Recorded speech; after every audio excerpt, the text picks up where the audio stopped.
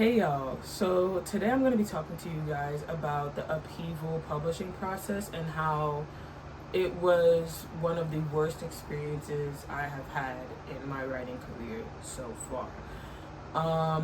Before I get into this, I'm just going to say I'm recording this in June, so I haven't published Upheaval yet. If I change my outfit, it's because I had to do a lot of segments because it's going to be a long video because it's lots of tea, lots of drama, and lots of mess, okay? And I'm not a drama, messy kind of person, but I'm making this video hoping that I can warn some other indie authors and just let readers know the type of stuff that indie authors go through to make their books happen on their own. And I'm just lucky enough that I had some really good friends to support me during this time, okay? Another disclaimer before I get into this, I'm not saying no names, because like I said, I don't like drama. So I'm not saying no names. I'm not saying names of specific projects. The only specific project I'm going to mention in this video is Upheaval. That's it. I don't want to create no big old riffraff about this. However, I'm not a punk either. So I'm not just going to let that slide and not tell y'all what happened. Because I feel like what happened to me very well could happen to somebody else. And I'm hoping to educate y'all. That way you don't have to deal with what I dealt with, number one. And like I said earlier, number two, I want readers to know what goes on in this industry. At least in the indie publishing space, yeah? So that's neither here nor there. Let's get into it. Okay. So first thing I'm going to say before I start the story again is I'm going to refer to editor as editor, okay? So, editor and I have worked together before on a big project. Editor was excellent the first time around. I had paid for line edits and proofreading and formatting the first time around. But the reason why I say the service was excellent is because, mind you, not only did editor do a wonderful job at the line edits and the proofreading and the in commentary notes and all that, right? Editor also gave developmental feedback, even though editor was not required to do that. That was amazing. Mind you, at the time, I was more new, right? So, editor was very compassionate in that sense. So, of course, I come back to editor again for Upheaval, right? Big project. Upheaval's an even larger project and it's part of the series. This time I paid for developmental edits because of the last experience, right? And I'm also paying for line edits as well this time. That's all I'm paying for. Keep in mind what I told you about the formatting earlier because that's going to spin back later, okay? I paid for formatting the first time I worked with editor. Don't forget that. Now, we have a schedule set up. We do the contract, blase. Everything's cool. We vibing. We chilling. I get back for the developmental edits, here's what you get back. You get back a written report that sometimes refers to text inside of your manuscript based on the line. There's line numbers when you get your manuscript back. And there's references in the report to the lines in your manuscript. That's the report. If the editor decides, they put in commentary notes in the manuscript. Okay? Which would make sense because it's easier to find what the editor is referring to when they leave in commentary notes in the manuscript. Okay? That's what you get back for the dev edits. So we do the work, blase, get started. I get my work back and we hop on a meeting. Verbal meeting. The meeting is not recorded. There is no transcript. This is the part where I teach you something.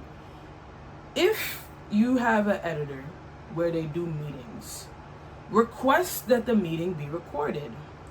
If you cannot get the meeting recorded, guess what I'm going to tell you? Don't do the meeting. Don't do no verbal anything when you're dealing with people that you pay a big money to do a job.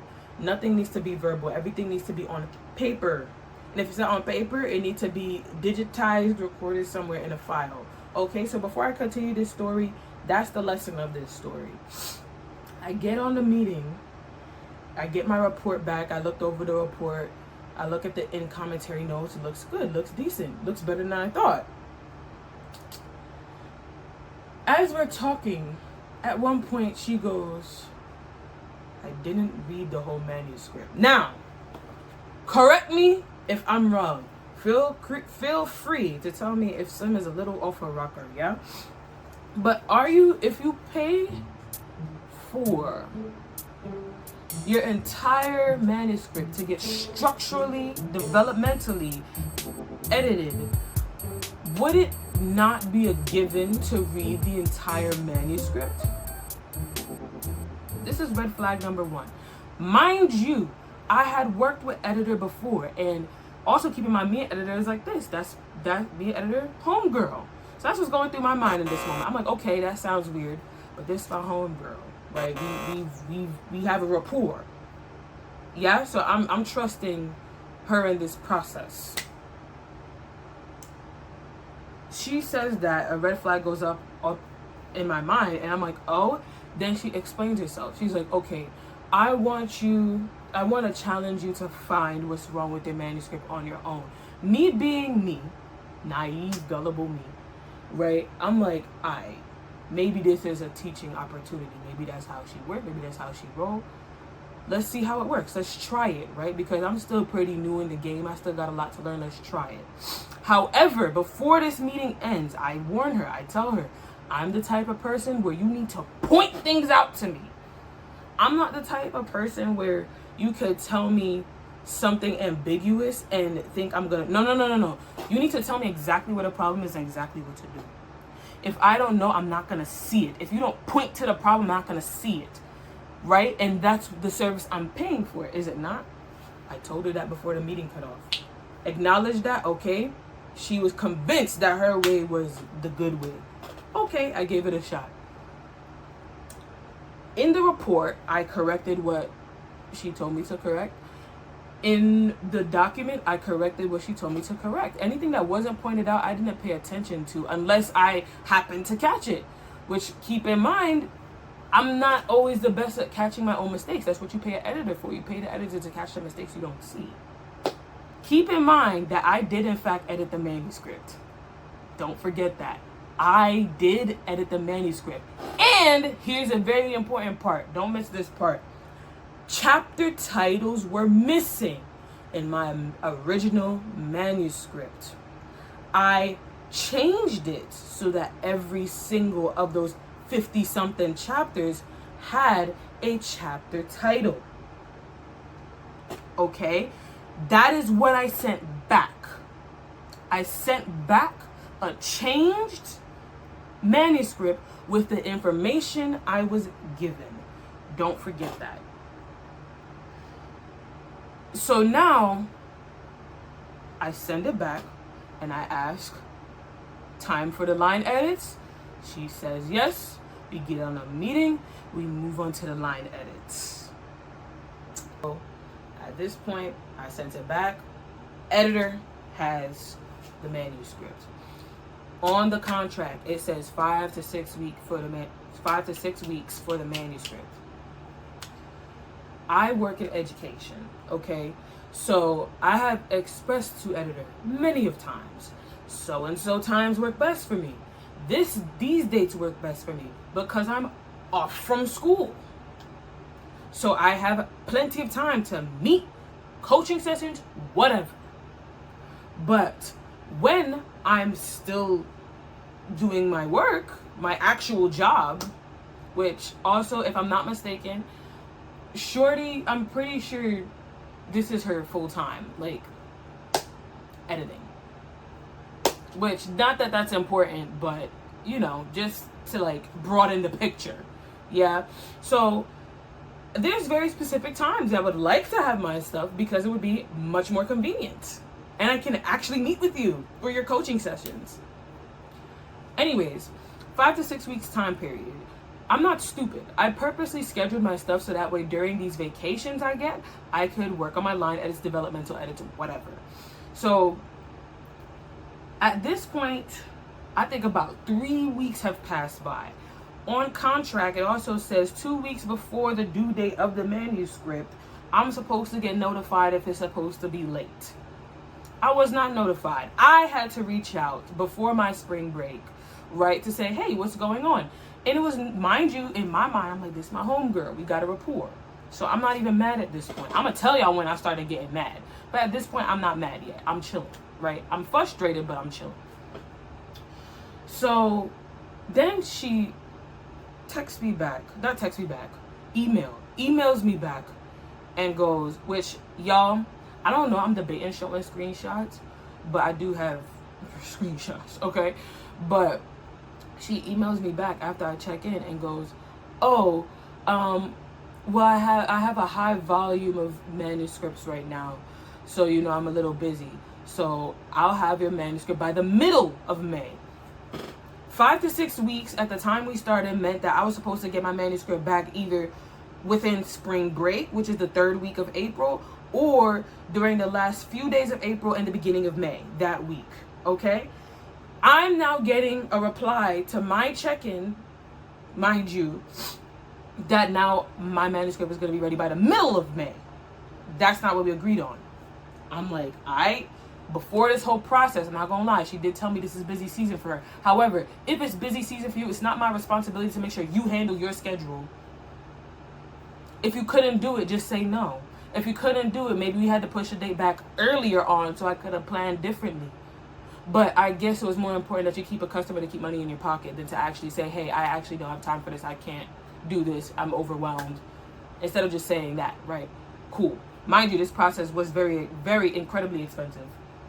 So, and I don't get paid that much, which is even crazier, but that's besides the point. So to get back on track, yeah, she tells me that, and then, in the middle of May, about 2 weeks later, I check in again. I'm like, hey, how's the manuscript going? Through email again, she tells me, oh, I actually only got through the first few chapters. What? I need to put this in perspective for you. I sent my manuscript back in March 13th. I sent my manuscript back. This entire time you've had my manuscript, it is now the middle of May, past the 5 to 6 week deadline. What you mean you only seen 3 of the chapters, the first few chapters? Huh? I'm frustrated now. But keep in mind, at this point, I'm still not frustrated at this time.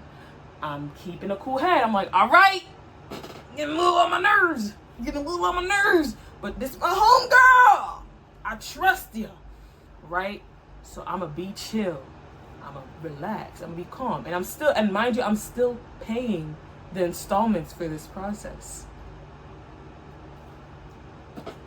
Because that's my homegirl, right? That's my homegirl. Next lesson. Mid video lesson. Freelancers are not your friends.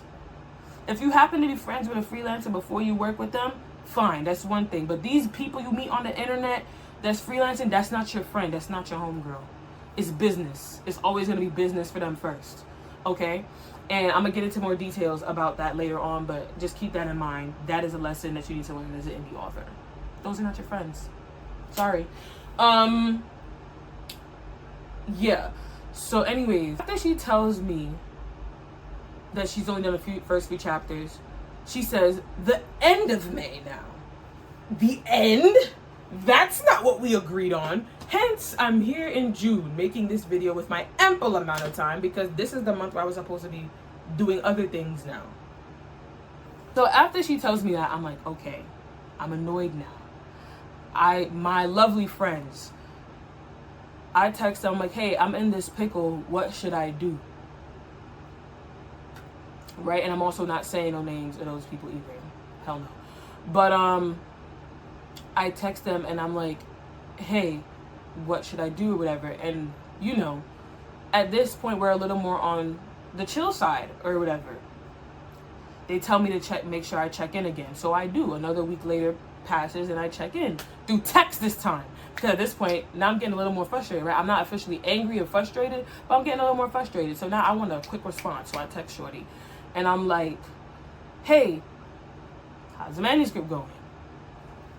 This is the part where I was hot. I was living, bro. I was live. I was a live wire, bro. I was like, uh-oh.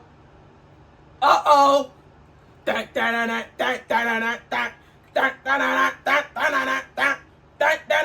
that's the music that started playing in my mind at this moment. No, if you bump, like, I was hot. Check in. I text her or whatever. She tells me I am pressuring her to do the job. I am paying bands on bands for. I'm pressuring you. Don't ask me what the rest of that text said, because that's all I saw. I'm pressuring you. Baby, I've been nothing but pressure this whole time. You're weeks behind. When all you had to do was notify a homie and say, 2 weeks ahead, yo, this is kind of rough. I got you at the end of May. It would have been chill stuff. I had to check in every single time, and not once have I lost my temper for a service I'm paying bands on bands for. Are you serious? I'm sorry.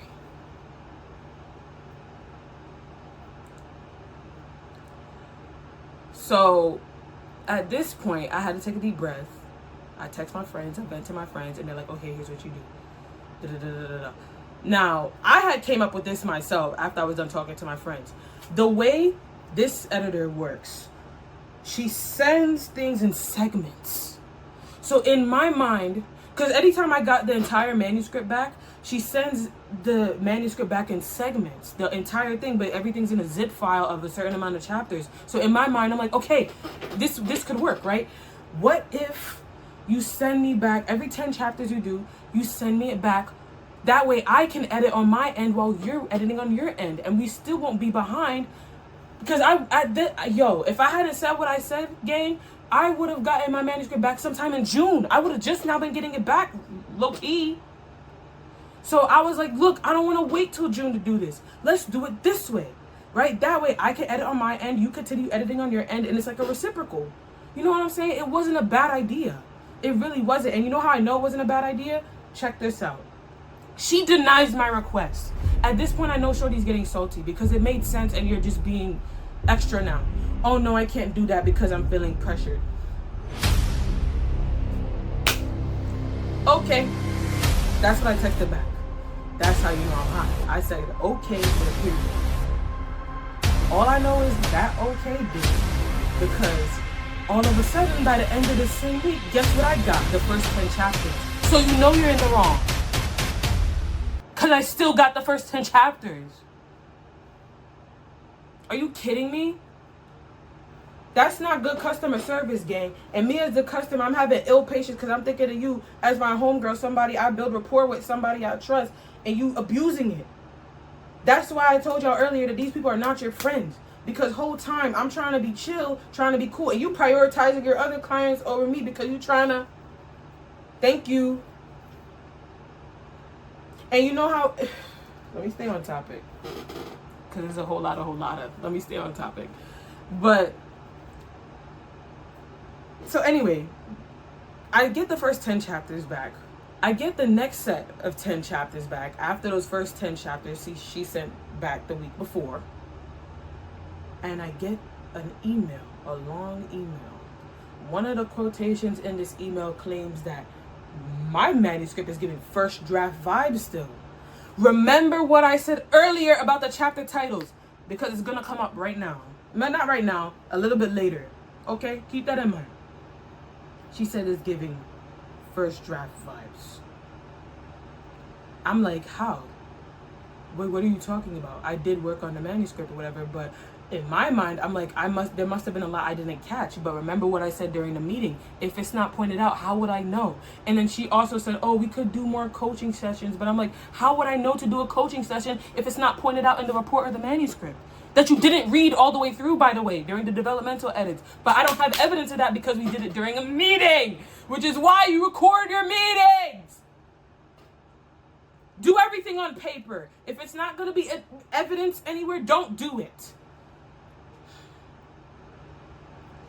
So I emailed all of that back in the most professional way possible. Shout out to my friends for helping me stay professional, because I was angry. And let me tell you something. If you know anything about me, I'm born and raised in Brooklyn, New York. So you know that email I was going to send was not professional.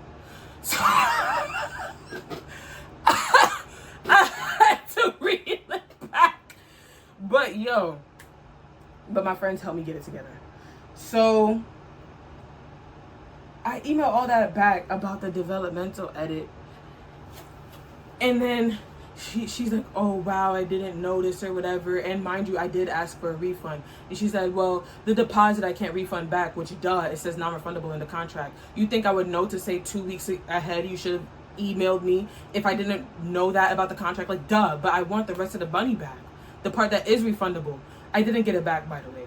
I didn't pay the last deposit, but I didn't get any money back. So now I'm still paying off for nonsense. The crap that I went through. So anyways.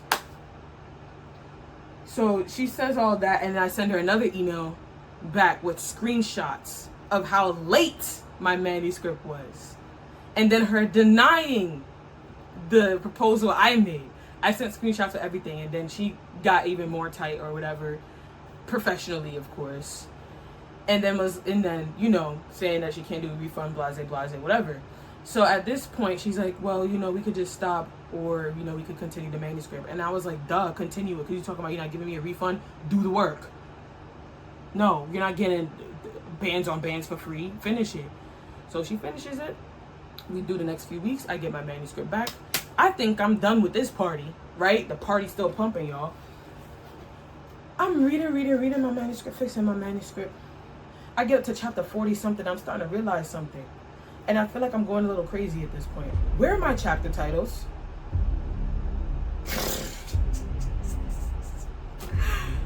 Where's my chapter titles? Where is my chapter titles? On. But that's not what I sent back. So I text my friends. I'm like, look at this. And they're like, damn, does this mean that the script that she edited was from the OG manuscript and not even the one that she was supposed to be working on? So you're probably like, yo, son, did you email her about that too? No, y'all, I'm tired. I'm tired of going back and forth. I'm not emailing her about it because it's like, what am I supposed to argue about? Wait, what? I already holding the L, bro, and it's been so long, and I'm just not figuring this out. I'm tired. I'm done. I don't care anymore at this point. But it's like, I included that to show that whole time, even in the midst of me trying to find out where I could have went wrong. Okay, maybe I could have done coaching sessions even though I was busy doing my other jobs, right? Maybe I could have squeezed in some time between doing this and that, because mind you, I was also taking classes to do this other certificate thing. So I was like, maybe I could have found time within my chaotic, already packed schedule to do a coaching session. I don't know. So in the midst of me trying to find where I went wrong, I find this out. So it's like, and then mind you, let's take this all the way back to the first time I sent something to editor. Remember that that $270-something formatting I told you about? I don't think I said it was 270 something, but that's besides the point. Remember that formatting I told you about in the first thing I sent? Y'all know I never got that service. And hold, before I continue this, that's my fault though. It's my fault. It's my fault. It's my fault I didn't get the formatting service, because that's when I found out about Atticus, and I told her, don't worry about it. I got it. I didn't even ask for a refund that time because she was so amazing that time. I didn't want a refund. I was like, think of it as a tip. Don't even worry about it. And I would shut up about it. I didn't care. But now I'm going to talk about it because now you're moving shiesty. So whatever. But I told her not even to worry about it. I spun back for something else. Very small. Something really small. And thinking that I was going to use the voucher that she gave me for the formatting to do the edits on this. She said, oh no, it's only for the formatting. I don't have evidence of whether or not she said it was specific to the formatting or not, but she didn't want to give me a discount on the small project I sent for the formatting. Way back when, that should have been a red flag, because why not? Why can't you? Why not? You're just saying no just to be saying no because you just want to get your full check, right? But screw the fact that I'm working 2 part-time jobs, basically making minimum wage. Forget that fact that I saved up all this time, all these years, still paying off some of my credit cards just to make my silly little dream happen, and you took advantage of me, basically. And then have the nerve to say things like, oh, I care about your manuscript and I care about your characters. I care. No, you don't. Because if you did, there's no reason why you couldn't have just told me, gang, I don't got the space for this. I'm sorry. You got to go with somebody else. Or you couldn't just, like, you couldn't communicate.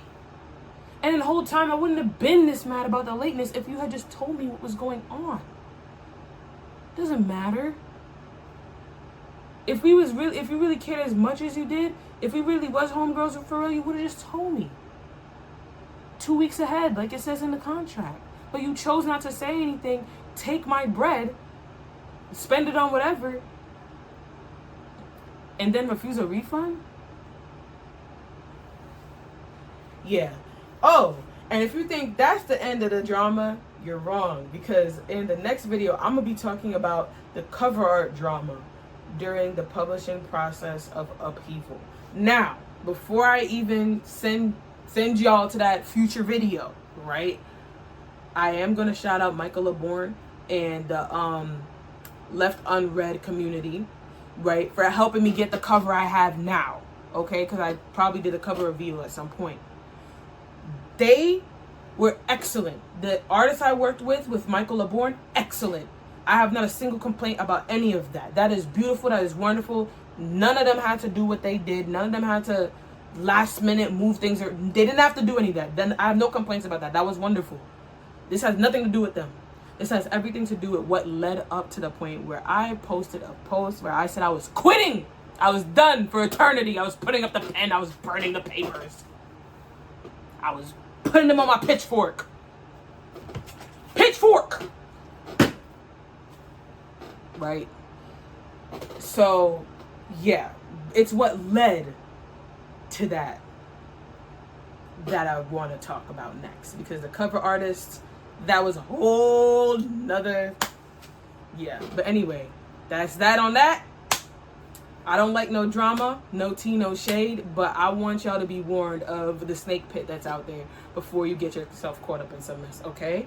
So, be safe, be well, and I will see y'all next time to talk about this cover nonsense. Bye.